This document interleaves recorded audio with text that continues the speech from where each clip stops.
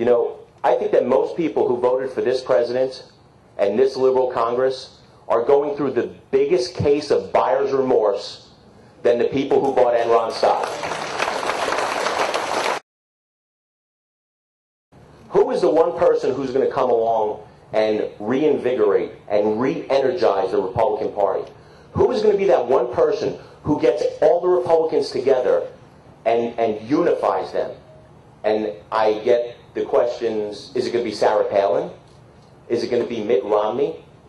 Is it going to be Newt Gingrich? Well, I'll tell you what the answer is. The answer, believe it or not, is Barack Obama. I have never seen Republicans so motivated and so unified and so energized than I have seen with this country right now, and it makes me proud to be an American. What's happening on Capitol Hill right now at all levels of government is our fault. It's nobody else's fault but ours. We were asleep at the wheel and we let this happen. It isn't Barack Obama's fault. It's not George Bush's fault, although Barack Obama would like to say it was George Bush's fault. It's our fault. And it is a war on our way of life. It is a war on our freedoms. And it is a war on the Constitution of the United States of America. Now, the Republican Party, I believe, has done a poor job with developing that pipeline of leaders. True, conservative, forceful, value-based leaders. Now, I'm not saying that there are not good Republicans, conservative Republicans out there right now.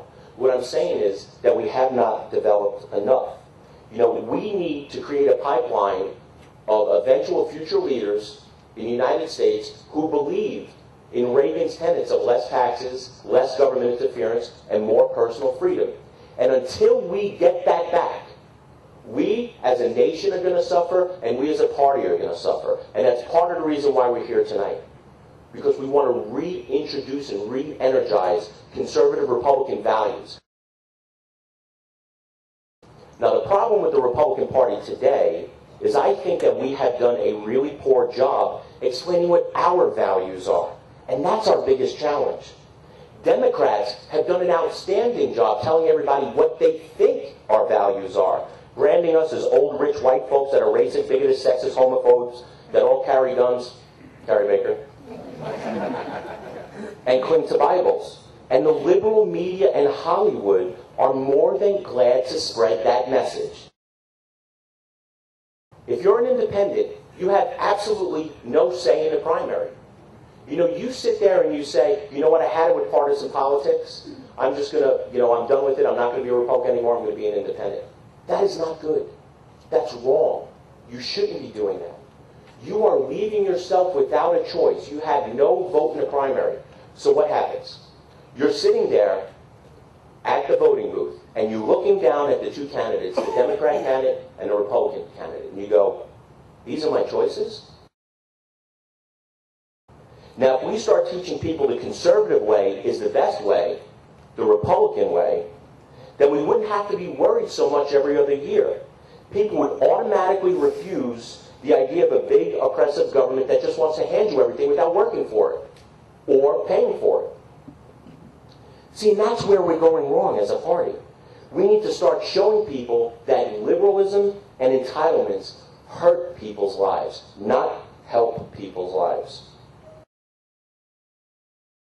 The more entitlements the Democratic Party gives to people, the more people vote in line with the Democratic ticket.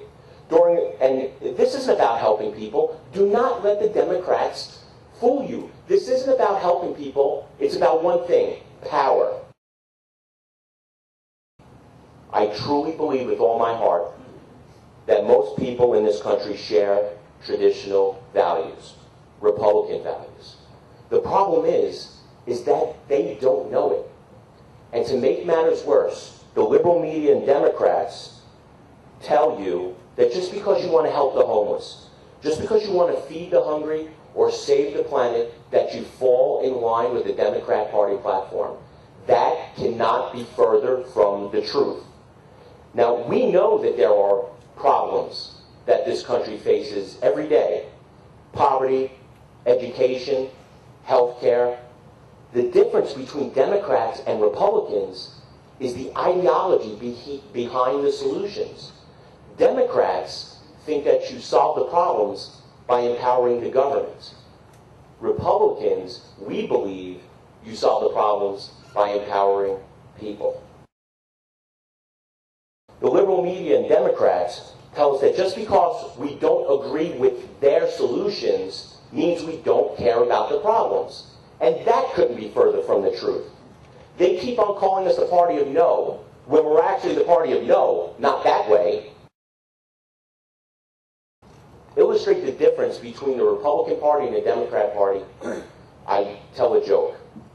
And the joke goes like this. Barack Obama and Ronald Reagan are walking down the street in New York City. So as they're walking down the street, a couple of feet up, Ronald Reagan looks over to the side and he sees a homeless person. Ronald Reagan turns to Barack Obama and says, "Excuse me, sir," and walks over to the homeless person. He looks the homeless person in the eye and he says, "I know you've had it hard. I know you need help, and I can not imagine what you're going through right now. So this is what I'm going to do." Ronald Reagan reaches into his hip pocket, pulls out $100, gives it to the gentleman. He says, "Take this $100. Go get a motel room for the night. Go get a shower, get a shave, get some new clothes, get yourself cleaned up." Then Ronald Reagan reaches into his other pocket and he pulls out a business card. And he says, "Here is my business card. I want you to show up on Monday morning, 9 a.m. sharp. I'm going to give you a job. I'm going to help you get back on your feet." The homeless man looks up to Ronald Reagan and he says, "Thank you, thank you. All I needed was some help. All I needed was an opportunity." So then he walks back and Barack Obama says, "I can't be outdone by old Ronnie over there." So they keep on walking. And a couple of feet up, Barack Obama sees another homeless person. And he walks up to the homeless person, he looks him in the eye, and he says, "I know you need help. I know you have it rough, and I cannot tell you that I know what you're going through. But this is what I'm going to do." Barack Obama reaches into his hip pocket and pulls out a business card. And he says, "On this business card is the phone number and the address of the nearest welfare office. I want you to go, sign up, and get yourself on welfare." And then what he does is he walks over to Ronald Reagan. He goes into Ronald Reagan's hip pocket, takes out $100, keeps $80 of it in administrative costs, and gives 20 to the homeless person.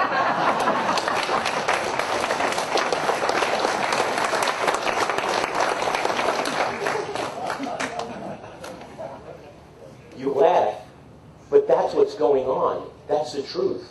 That is the essence of the difference between a Democrat and a Republican Party. Once you start subsidizing people with liberal ideals, all you do is take away people's will to succeed and desire to be great. You make them a de facto ward of the state. It's happening at all levels of government right now, and I believe it is an absolute travesty. Without even knowing it, the citizens and the people of this country are being enslaved. But this enslavement, this type of enslavement, has no concrete walls. It has no steel bars. It has no chains. It is an enslavement to entitlements. It is an enslavement born of reckless spending, overtaxation, and huge federal deficits. Now, if we continue along this path, this country will be bankrupt, and we will all become slaves to socialist ideals and a liberal agenda. And to make matters worse, this enormous federal debt that the federal government is racking up will be whipping. It will be whipping our children and our grandchildren for generations and decades to come. So the question here today is, do you have the will? Do you have the resolve? Do you have the character to stand up and say no more, just like our forefathers have done so many years ago? History is defined by actions, not inactions. Stand up against entitlements. Stand up against socialist ideals. Stand up against the liberal media. Stand up against government waste. Stand up against record deficits. But most importantly, my friends, most importantly, stand up for Republican values. Thank you.